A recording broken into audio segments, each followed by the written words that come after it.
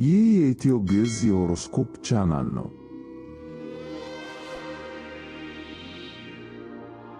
የኤሪስ የካቲት 2018 የሆሮስኮፕ ትንታኔ።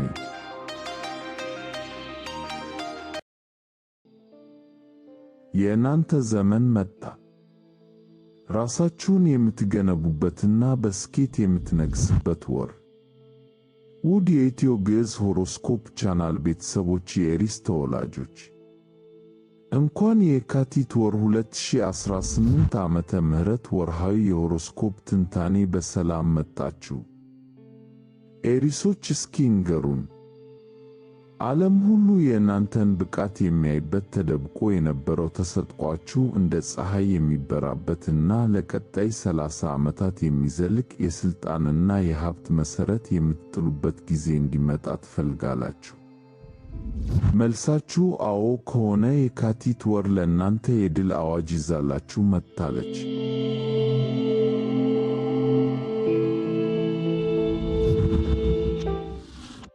ዛሬ በዚህ ቪዲዮ የካቲት 1 ቀን ከሚወጣው የሊዮ ሙሉ ጨረቃ ጀምሮ በእናንተ ኮከብ ላይ የሚከሰተውን የታላቁን ሳተርን ጉዞ እና ታሪካዊውን የፀሐይ ግርዶሽ በዝርዝር እንመለከታለን። በተለይ ለእናንተ አዲስ ምዕራፍ ስለሚከፍተው የእሳት ፈረስ ዓመት ስለምነግራችሁ እስከ መጨረሻው አብራችሁን ቆዩ። ራሳችሁን ወደ አዲስ ደረጃ ለማውጣት ዝግጁ ናችሁ? ይህ የኢትዮ ግዕዝ የሆሮስኮፕ ቻናል ነው። የተሻሉ የሆሮስኮፕ ትንታኔዎችን ወደ እናንተ ለማድረስ ያግዘን ዘንድ ቻናሉን ሰብስክራይብ፣ ላይክ እና ሼር ያድርጉ።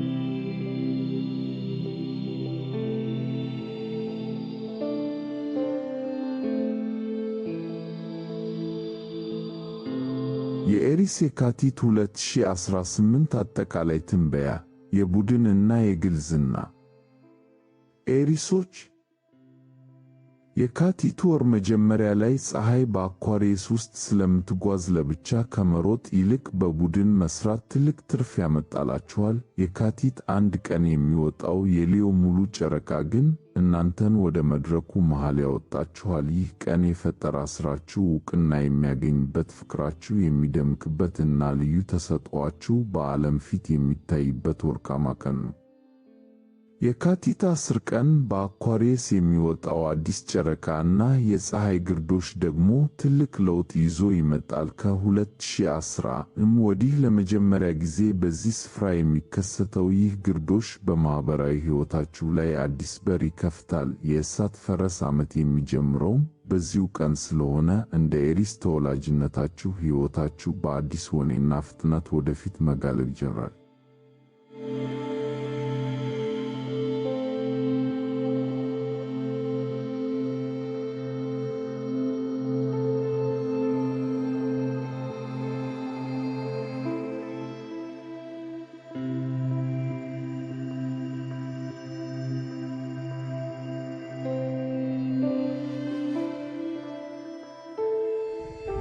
የኤሪስ የካቲት 2018 የፍቅር ሕይወት፣ ከማኅበራዊ ወደ ጥልቅ ትስስር።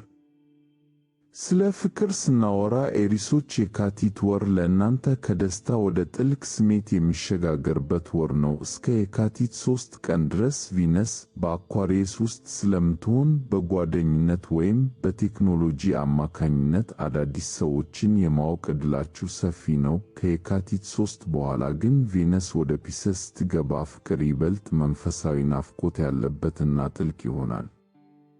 የካቲት 6 ቀን ሳተርን ወደ እናንተ ኮከብ ኤሪስ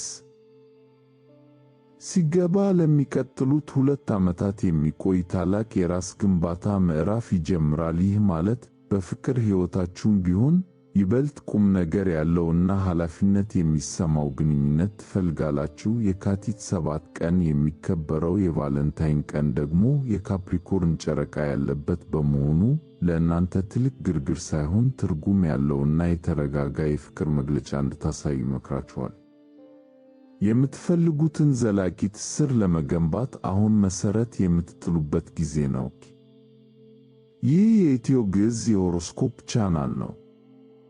የተሻሉ የሆሮስኮፕ ትንታኔዎችን ወደ እናንተ ለማድረስ ያግዘን ዘንድ ቻናሉን ሰብስክራይብ፣ ላይክ እና ሼር ያድርጉ።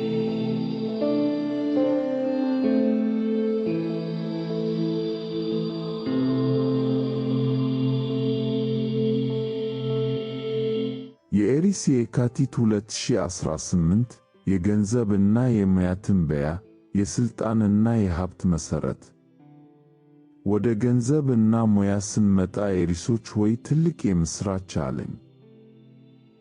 የካቲት 6 ቀን ሳተርን ወደ ኤሪስ መግባቱ በሙያችሁ ላይ አዲስ የሥልጣን ደረጃ እንዲሰጣችሁ ያደርጋል። ይህ ጊዜ ለእናንተ እንደ ኮስሚክ ሥልጠና ነው። ጠንክራችሁ ከሠራችሁ ለቀጣይ ብዙ ዓመታት የሚዘልቅ የሀብትና የዝና መሠረት ትጥላላችሁ።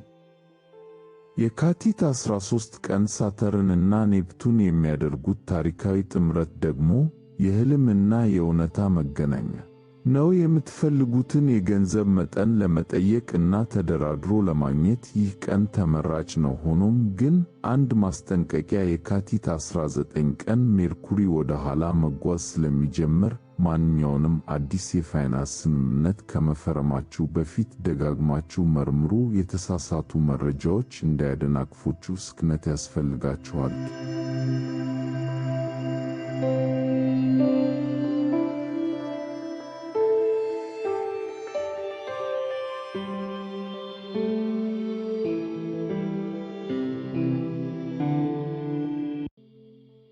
በመጨረሻም ውድ ኤሪሶች፣ በአጠቃላይ ኤሪሶች ሆይ የካቲት 2018 የእናንተ የመታደስ ወር ነው። ራሳችሁን የምትቀይሩበት፣ ከአሮጌው ማንነታችሁ ወጥታችሁ በአዲስ ብርታት የምትቆሙበት ጊዜ ነው። ሕይወት አንዳንድ ጊዜ ኃላፊነቶችን ልታከብድባችሁ ትችላለች። ነገር ግን ይህ ሁሉ እናንተን ወደ ታላቅነት ለማውጣት መሆኑን አትዘንጉ። ተስፋ አትቁረጡ፣ ምክንያቱም እናንተ በውስጣችሁ ያለው ጽናትና መሪነት ማንኛውንም እንቅፋት ለማለፍ በቂ ነው። የምትፈልጉትን ስኬትና ብልጽግና ለመያዝ አሁን ትክክለኛው ሰዓት ላይ ናችሁ። ይህ ወር የድል፣ የሀብትና የፍቅር ይሁንላችሁ። ቪዲዮውን ላይክ በማድረግ እና ለወዳጆቻችሁ በማጋራት ይህን ብርሃን አጋሩ። በሚቀጥለው ወር በሌላ ድንቅ ትንታኔ እስክንገናኝ ቸር ይቆየን።